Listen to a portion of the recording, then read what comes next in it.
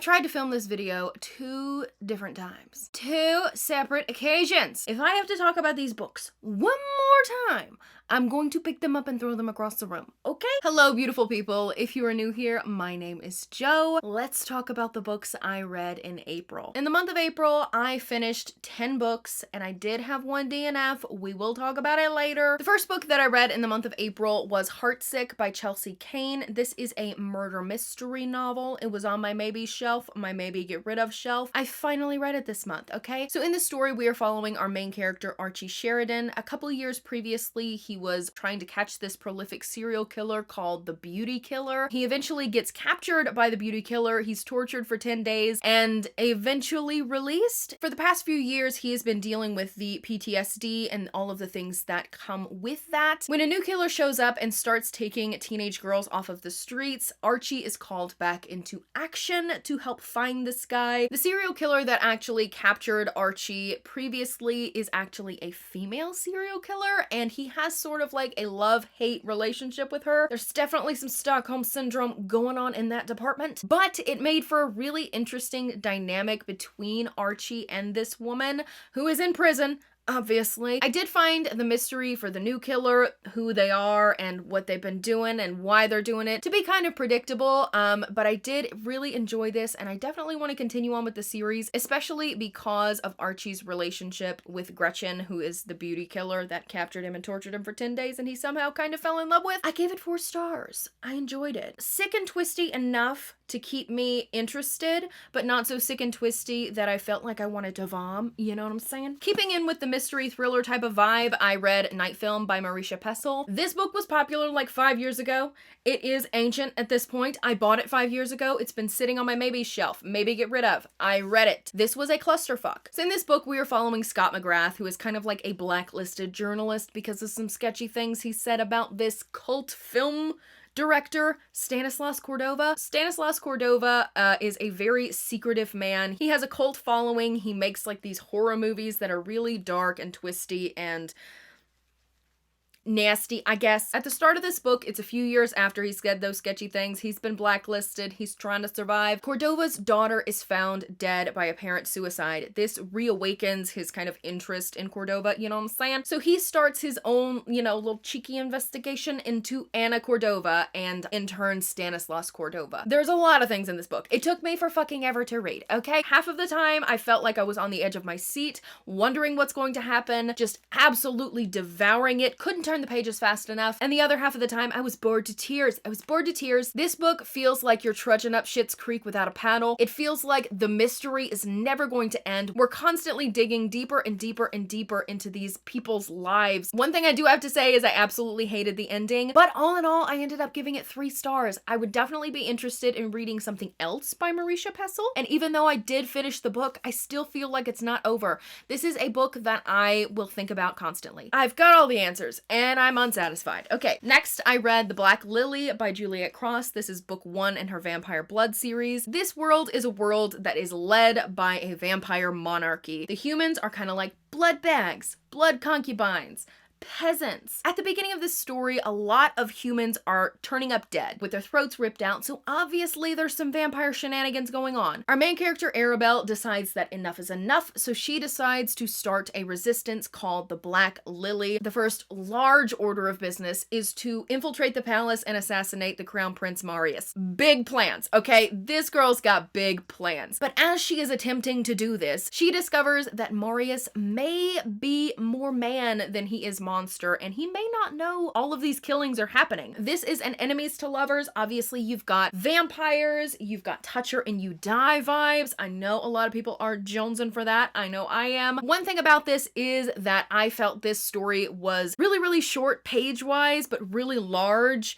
story-wise, plot-wise. A lot of things were happening in a very short amount of time. Because of that, I didn't feel like I was really as connected to the characters as I wanted to be. This is definitely a series that I would like to continue on with because I do think the world is really cool. The politics are really cool. The romance was pretty good. I mean, I had no complaints on that front. This was one that I liked. It was fun. It was quick. It was fast paced. It was enjoyable, but I wanted more. I gave it 3.5 stars. Next, we get into a series that I don't know, I got a lot of issues with it, okay? We got the Cloverly Farm series by Melanie Harlow. I read the first 3 books in this series and DNF'd the 4th one. The first book in this series is called Irresistible. This is Franny and Mac's story. This is an age gap, hot for nanny type of situation. We've also got a single parent because Mac is pretty recently divorced guy who has these 3 little crotch goblins rumbling around. I love the crotch goblins. They were feisty, they were fun, they were enjoyable. Franny herself had a couple of health problems as a child, and because of that, her mother is kind of like shielded her away from the world in this tiny little bubble, and in this book, she starts to break out of her shell a little bit. I really enjoyed this one. I had a lot of fun with it. I loved Franny and Mac. I loved the crotch goblins. I ended up giving this one 3.5 stars. It was really enjoyable. It was really fun, fast-paced, super fluffy and lighthearted, and I had a great time. That being said, I read book 2. I immediately picked up book 2, which is undeniable.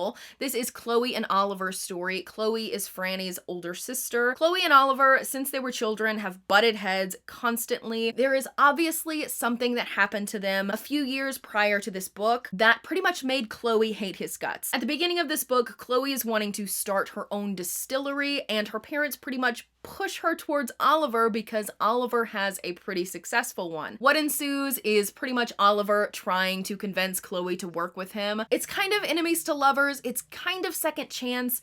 I hated it. I so genuinely hated it.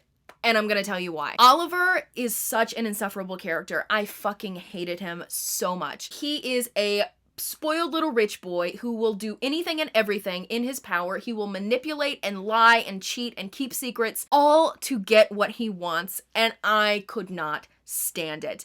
The things that he did in this book, the choices that he made, the secrets that he kept, I fucking hated him. And I don't know how Chloe could forgive him because I sure couldn't. I gave this one 2 stars solely because of Chloe and the family. That's it. I decided to give book 3 a shot. Book 3 is called Insatiable. This is Meg and Noah's story. Meg is the sister. There's so many fucking sisters in this. It's all following sisters. Okay. Meg and Noah have been best friends since the dawn of time. Meg is now a lawyer in Washington, D.C., and Noah is a cop in their hometown. At the beginning of this story, Meg is getting ready to go home to Cloverly Farms to attend her sister Franny's wedding. I know, we love Franny. Hashtag Team Franny, okay? But when her boyfriend decides to up and leave her, she decides to go back home early. Friends to friends with benefits to lovers kind of situation. There were some things that I found absolutely ridiculous. One of them being the fact that Noah is so obviously head over heels for Meg. He has been forever, but he has his own hypocritical reasons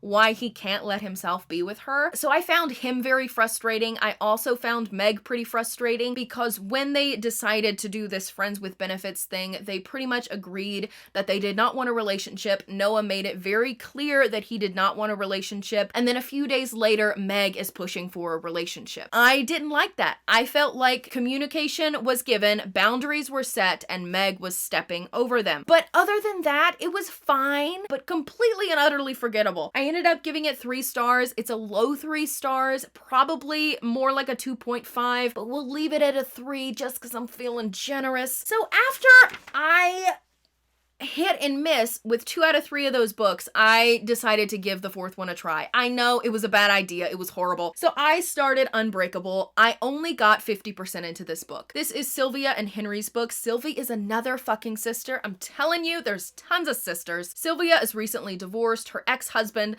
got his mistress pregnant. So Sylvia decides to move her and her 2 kids back home to Cloverly Farms. Insert sexy wine man. Sexy wine man is delicious. He is also going through his own divorce. So they end up bonding over their shared pain from divorce. I don't know. It's very difficult. We've got a single mom in this, and the reason that I mentioned this is because the reason that I DNF'd it was not her kids, it was her. It was her reaction to her kids' problems. Her kids are having some issues with the divorce. Her oldest daughter is wearing a lot of makeup. Sylvia believes this to be sort of like a shielding technique. She's trying to put a barrier between herself and the world. And her daughter also has a secret Instagram account in which she states that she just wants to feel beautiful. beautiful. Her son is sneaking junk food and hiding it in his room, so she's really worried about that. And she is constantly having this conversation, telling other people about her children's problems that they're having and saying that she needs to get them a therapist, which obviously she does. That would be a great idea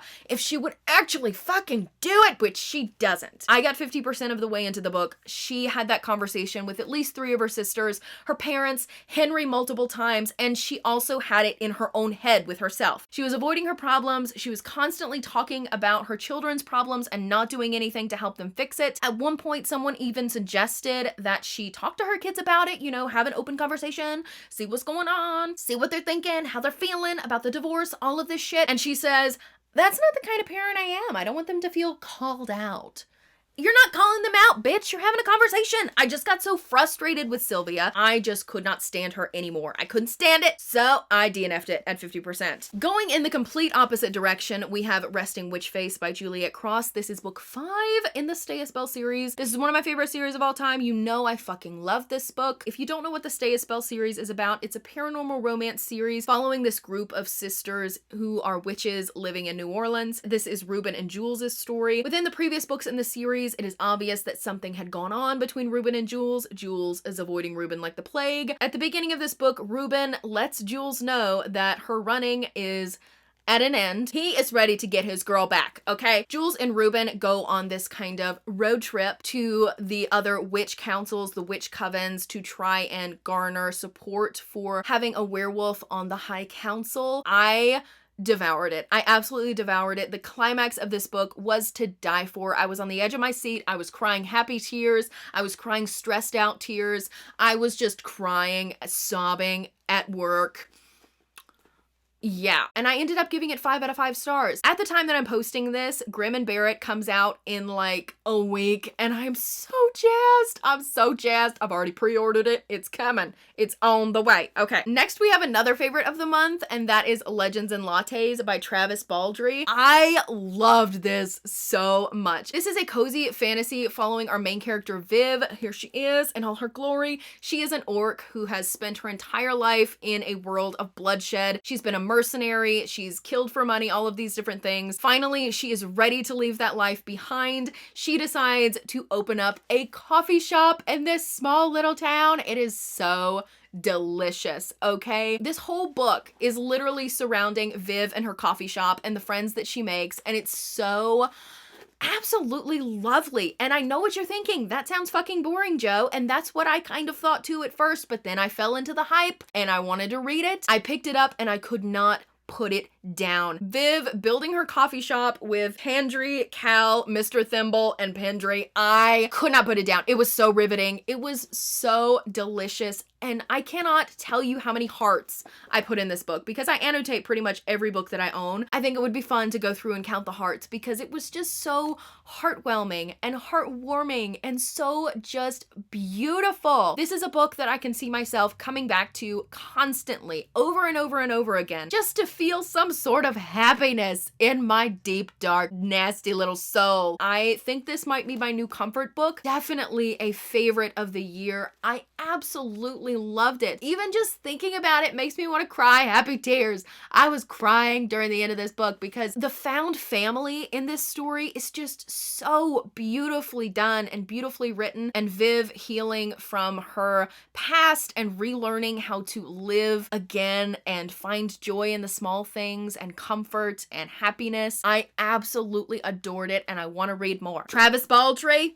get with the program. We want more. Okay, 5 out of 5 stars. 5, 6, 7, 8, 9, 10 out of 5 stars. It was so fucking good. Next, we have The Witch Slayer by Opal Rain. This is a shifter romance, but it verges on monster. I have read 2 of the 3 in her Duskwalker Bride series and absolutely loved it, so I knew I had to pick this one up. In this book, we are following our main character, Amalia, who is just a little witch chilling in her little cottage when one day her cat brings in this injured winged lizard that she nurses back to health. Unbeknownst to Amalia, in saving this dragon's life, she has formed a life debt debt. This dragon now owes her a life debt. So when the day comes when Amalia is dragged out of her cottage and put on the stake to burn, yes, we got real dark from there. We went from cute cottage to burning at the stake. The dragon comes and rescues her and brings her back to his cave.